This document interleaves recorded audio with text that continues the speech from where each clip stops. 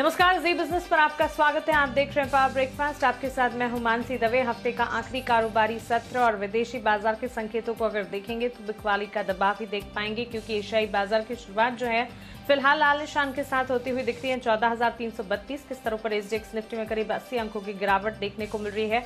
वहीं आप देखेंगे तो जापान के बाजार में भी लाल निशान के साथ ही फिलहाल ट्रेड देखने को मिल रहा है और करीब 200 अंकों की गिरावट यहां पर। और डाउ फ्यूचर्स की अगर बात करें, यहां पर एक सपाट कारोबार आप देख पाएंगे। बीती रात अमेरिकी बाजार में ट्रेड अगर देखें, यहां पर भी लाल निशान के साथ बिकवाली का दबाव दिखा। डाउ में करीब 325 अंकों की गिरावट हाथ लगी तो नैस्डैक में 100 अंकों की गिरावट के साथ ही क्लोजिंग देखने को मिली। चलिए इस गिरावट के पीछे की वजह क्या है, विदेशी बाजार के संकेत क्या कुछ कह रहे हैं, विस्तार से जान लेते हैं दीपांशु भंडारी से। Deepanshu, good morning. बताएं विदेशी बाजार के संकेत और पर्टिकुलरली अमेरिकी बाजार में रातों रात क्या हुआ जिसके चलते गिरावट हावी हुई। Good morning Mansi. और इसे दो भागों में आपको देखना पड़ेगा। ग्लोबल बाजारों से ऑफकोर्स सुस्त संकेत आते हुए दिख रहे हैं, स्पेशली जिस तरह से एसजीएक्स निफ्टी पर आप एक्शन देख रहे हैं। जापान के बाजारों में भी गिरावट है। कल शाम फर्स्ट हाफ में अमेरिकी बाजारों में ठीक ठाक एक्शन चल रहा था, थोड़ा पॉजिटिव ही ट्रेड था, पर उसके बाद काफी तेज गिरावट आती हुई दिखी है। और डाउ पर भी हमने देखा 325 अंकों की गिरावट है। लगभग सभी सेक्टर्स में बिकवाली का प्रेशर आया, 1% तक फिसले हैं अमेरिकी बाजार। कुछ खबरें ऐसी आ रही हैं कि बाइडेन सरकार कैपिटल गेन्स पर टैक्स बढ़ाने का प्रस्ताव लेकर आने वाली है। बल्कि यही नहीं, जो कैपिटल गेन्स यानी कि मार्केट के इन्वेस्टमेंट से जो आपकी गेन्स आती है उस पर जो टैक्स है उसको डबल किया जा सकता है। फिलहाल $1 बिलियन के ऊपर की रकम पर 20% का कैपिटल गेन्स टैक्स लगाया जा सकता है। ऐसा प्रस्ताव सामने आ रहा है कि इस टैक्स को डबल करके लगभग 40% किया जा सकता है। और इसी चिंता से हमने देखा कि अमेरिकी बाजारों में कल काफी तेज गिरावट आती हुई दिखी। काफी सारी खबरें आ रही हैं, ऑफिशियली कुछ ये स्टेटमेंट नहीं आया है, बट ऐसा सुनने को मिल रहा है कि अगले हफ्ते बाइडेन साहब इस कैपिटल टैक्स में बढ़ोतरी का ऐलान कर सकते हैं। $1 मिलियन यानी कि $10 लाख के ऊपर की जो आपकी कैपिटल गेन्स हैं उस पर टैक्स 20% से बढ़ाकर 39.6% यानी कि ऑलमोस्ट डबल किया जा सकता है। और ये जितने भी एक्स्ट्रा अर्निंग्स होगी टैक्स बढ़ाने से, वो बाइडेन साहब के infrastructure plan, social spending plan, उसके लिए इस्तेमाल की जाएगी। तो इसी खबर पर हमने देखा कि अमेरिकी बाजारों में काफी तेज गिरावट आई। इस खबर के आने से पहले बाजार ठीक ठाक ट्रेड कर रहे थे। माइल्डली पॉजिटिव एक्शन आपको देखने को मिल रहा था। जो साप्ताहिक बेरोजगारी के दावे आए वो 5.5 लाख के करीब आए, अनुमान से काफी बेहतर अनुमान 6 लाख का था। इसके अलावा मार्केट्स में भी ठीक ठाक एक्शन चल रहा था, नतीजों के दम पर पॉजिटिव ही एक्शन था। पर इस खबर के बाद ही अमेरिकी बाजार आपको फिसलते हुए दिखे हैं। इसके अलावा अगर आप देखें तो यूरोप के बाजारों में हमने 1% तक की तेजी देखी। कल ईसीबी की पॉलिसी थी और पॉलिसी में कोई नेगेटिव सरप्राइजेस नहीं थे। रेट्स, एसेट खरीदारी का प्लान जैसा था वैसा ही इस समय बना हुआ है। कच्चा तेल कल दायरे में आपको आते हुए दिखा। $65-67 की रेंज के बीच में ही ब्रेंट का मूवमेंट पिछले कुछ दिनों से आपको दिख रहा है।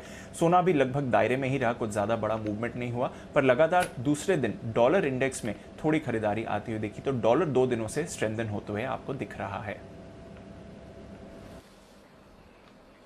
बिल्कुल दीपांशु, साथ ही कोरोना के नए मामले लगातार तेज उछाल दिखा रहे हैं। ताजा आंकड़े क्या कह रहे हैं?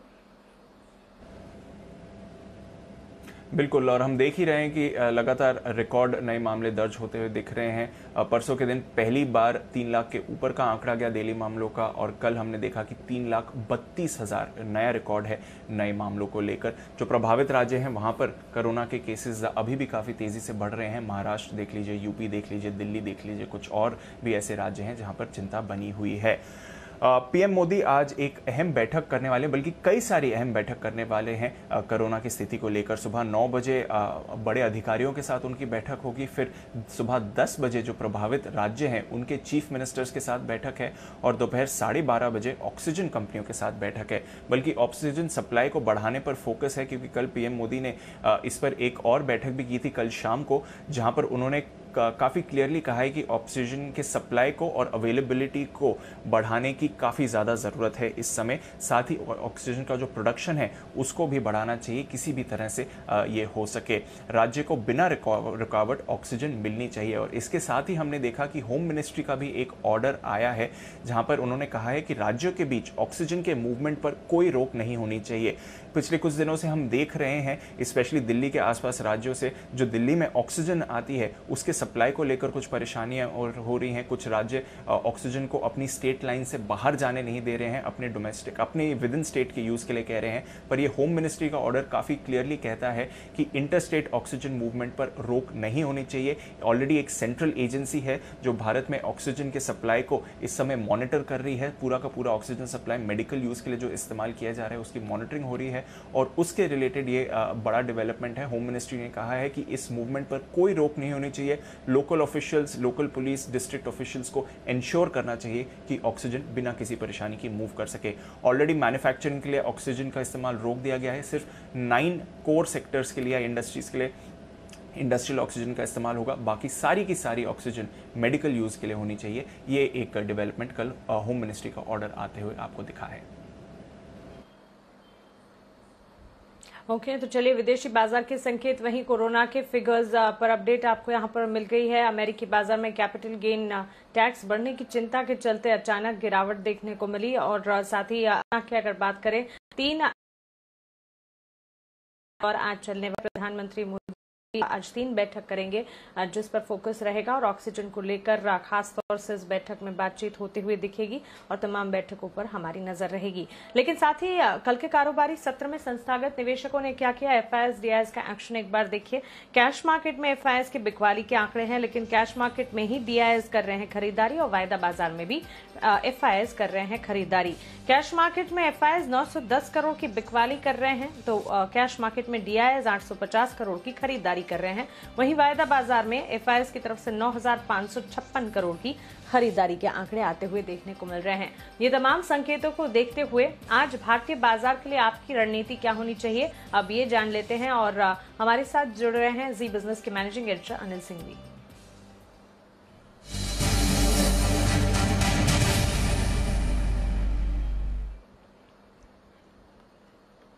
Anil sir, good morning. विदेशी बाजार के संकेतों में बिकवाली देखने को मिल रही है, कोरोना के बढ़ते आंकड़े और एफआईएस डीआईएस का एक्शन, ये तमाम संकेतों को कैसे समझे और आज के लिए पहली रणनीति क्या होगी?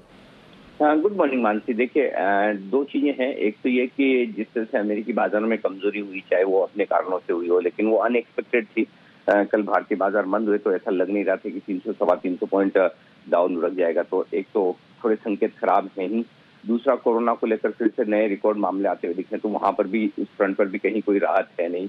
एफआईएस की तरफ से बिकवाली तो ठीक है, थोड़ा बहुत अंदाजा था। ऐसा लग रहा था कि कल जो शॉर्ट कवरिंग हुई हफ्ते की एक्सपायरी के दिन, उसके चलते हुए आंकड़े उतने बुरे नहीं होंगे, लेकिन फिर भी एफआईएस की तरफ से खरीदारी के आंकड़े आते नहीं दिखे। तो ऐसे में इन 3 कारणों के चलते, और वीकेंड सेशन है और फिर वही डर तो आपको रहता ही कि वीकेंड पर किस तरह के नंबर्स वापस से आपको आते हुए नजर आएंगे, क्या कुछ होगा, उसको देखते हुए थोड़ा सा ऊपरी स्तरों पर दबाव रहना स्वाभाविक है और बाजार हल्के से कमजोर हो ही सकते हैं। 14,200 14,300 निफ्टी पर आज के लिए सपोर्ट रेंज है। बेसिकली 14,150 तक अच्छा सपोर्ट है। 14,400 पर हम बंद हुए हैं। ऊपरी स्तरों पर 14,500 14,575 वो रेंज है जहां पर आपको स्ट्रॉन्ग मुनाफा वसूली आती हुई नजर आएगी।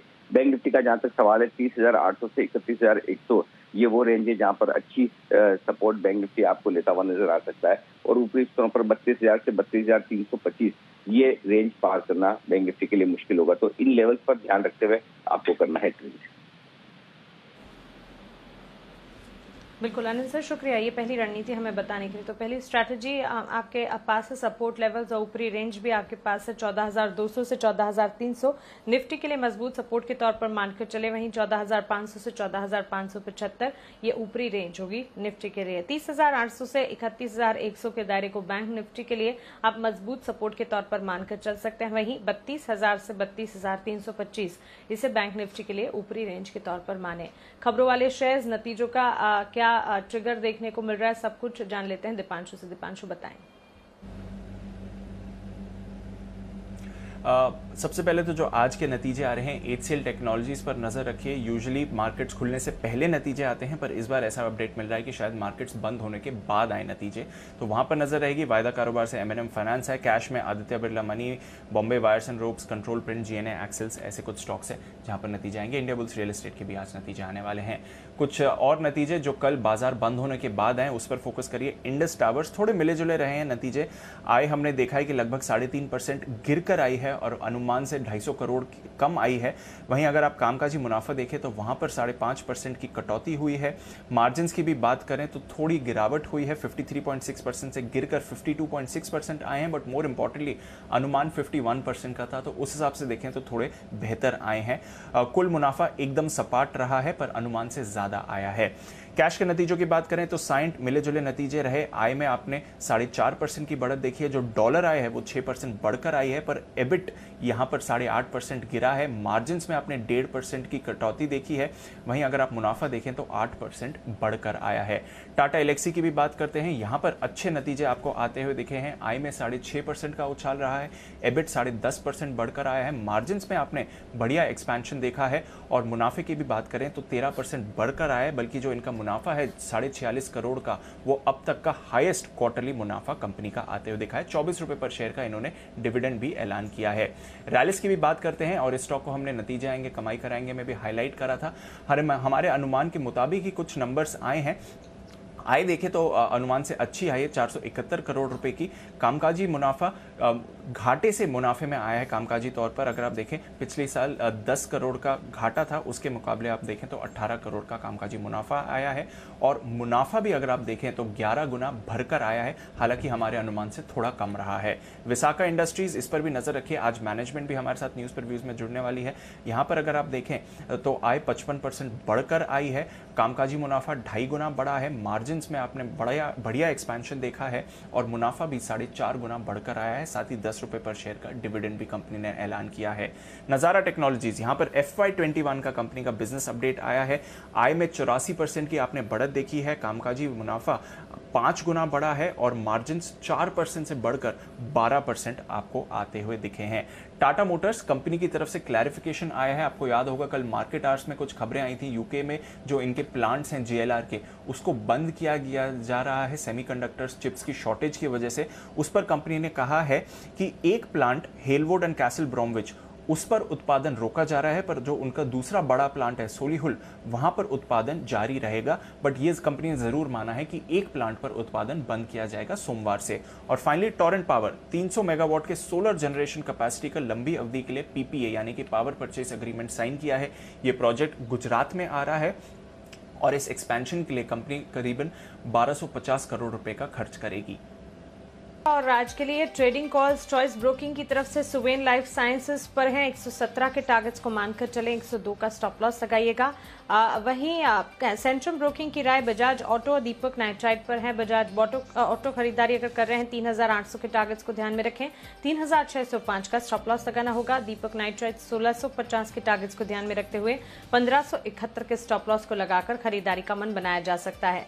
हमारे साथ कोटक सिक्योरिटीज के senior VP equity research Shrikant Chauhan ji अब जुड़ गए हैं। श्रीकांत, गुड मॉर्निंग, स्वागत है आपका जी बिजनेस पर। इंडेक्स पर आपका नजरिया, साथ ही स्टॉक स्पेसिफिक आपके रिकमेंडेशन बताएं। जी मानसी, देखिए वैसे जो मार्केट की एक्टिविटी है वो एक दायरे में है, लेकिन साथ ही साथ हमने काफी बड़ा दायरा देखा है। 200 से 300 पॉइंट के लगभग दायरे में अगर निफ्टी ट्रेड करता है तो सबसे बढ़िया बात ये होती है कि आपको स्टॉक स्पेसिफिक बहुत सारे मौके मिलते हैं और हमें लगता है कि आज का सेशन में कुछ ऐसे ही हो सकता है। सिंगापुर निफ्टी दिखा रही है कि मार्केट नीचे खुल सकता है, लेकिन मार्केट के लिए 14,300 से लेकर 14,250 के काफी अच्छे स्तर है। वहां पे मुझे लगता है कि वापस एक बार कुछ बाइंग जनरेट हो सकती है। साथ ही साथ हमें लगता है कि अगर एक्टिविटी आ सकती है तो वो फाइनेंशियल्स में आ सकती है, क्योंकि कल के दिन में हमने काफी अच्छा आउट परफॉर्मेंस फाइनेंशियल स्टॉक्स में देखा है। तो मेटल्स में बिल्कुल तेजी बनी है क्योंकि ग्लोबल मार्केट का मूड अच्छा है और इसीलिए हमें लगता है कि हिंडाल्को को बाय करके चल सकते हैं। और जो 355 के करीब ट्रेड कर रहा है, 340 का स्टॉप लॉस रखे। मुझे लगता है कि अगर वीक खुलता है तो 350-53 के करीब खुल सकता है। टारगेट्स रखे 370-375 के। और साथ ही साथ हमें लगता है कि फाइनेंशियल्स में ICICI बैंक का performance is much better than other bank, वहां पे फोकस करें। और 590 से लेकर 595 के टारगेट नजर आ रहे हैं। हम स्टॉप लॉस रख सकते हैं 570 रुपए का ICICI बैंक को खरीदने के लिए। जी मंत्री। श्रीकांत जी, शुक्रिया आपके रिकमेंडेशंस बताने के लिए। हमारे साथ एसएमसी ग्लोबल की वंदना भारती अब जुड़ गई हैं, उनसे कमोडिटी मार्केट्स का अपडेट जान लेते हैं। वंदना, गुड मॉर्निंग, स्वागत है आपका जी बिजनेस पर। बुलियन मार्केट में जो लेवल्स देखने को मिल रहे हैं, इनके चलते यहाँ स्ट्रैटेजी क्या होगी और कच्चे तेल की चाल पर भी आपका नजरिया जानना चाहेंगे। जी मानसी, गुड मॉर्निंग। जिस तरीके का माहौल बन रहा है यहाँ पे सेफ हेवन बाइंग काफी स्ट्रांग होके आई है यहाँ बुलियन काउंटर में, और कल की गिरावट के बाद मुझे लग रहा है आज फिर से एक बाइंग अपॉर्चुनिटी हो सकती है इस काउंटर के लिए। तो मेरे ख्याल से यहाँ पे बाय में ही बने रहना चाहिए, चाहे वो गोल्ड हो या सिल्वर हो। और जिस तरीके से यूएस ट्रेजरी में यहाँ पे फॉल आया है उसका फायदा भी मिलते हुए दिख रहा है गोल्ड को। तो मेरे ख्याल से 47,800 एक अच्छा लेवल रहेगा या जहाँ पे बाय करके चलना चाहिए। 48,200 का एक टारगेट रखना होगा, स्टॉप लॉस 47,600 का रखना होगा। दूसरी चीज यहाँ पे क्रूड है, क्रूड में यहाँ पे मुझे लग रहा है कि बाइंग यहाँ पे भी आनी चाहिए और कल की गिरावट का फायदा इस कमोडिटी को भी मिलना चाहिए। डॉलर इंडेक्स तो नीचे की तरफ ट्रेड हो रहा है और जो भी ओपेक वगैरह से जो रिपोर्ट्स आई हैं या चाइना से, वो पॉजिटिव है इकोनॉमी को लेके। तो यहाँ पे मुझे लग रहा है कि 4600 पे बाय करके 4670 का टारगेट रखेंगे, 4570 का स्टॉप लॉस बना के चलेंगे। और मुझे लग रहा है कि अपसाइड यहाँ पे थोड़ा सा कैप होगा, तो यहाँ पे बिल्कुल 4670 के लेवल पे निकलना होगा, क्योंकि ये जो जापान और इंडिया में जो वेव्स हैं इसकी वजह से मुझे लग रहा है कि जो क्रूड का डिमांड है थोड़ा सा यहाँ पे ऊपर की तरफ से कम हो सकता है। तो अपसाइड है लेकिन लिमिटेड है, इस बात का ध्यान रखना होगा। बिल्कुल वंदना जी, शुक्रिया ये जानकारी के लिए, आपने रिकमेंडेशन हमें बताने के लिए। और अब वक्त है FIR का, यानी कि ब्रोकरेज रिपोर्ट्स आपको बताने का।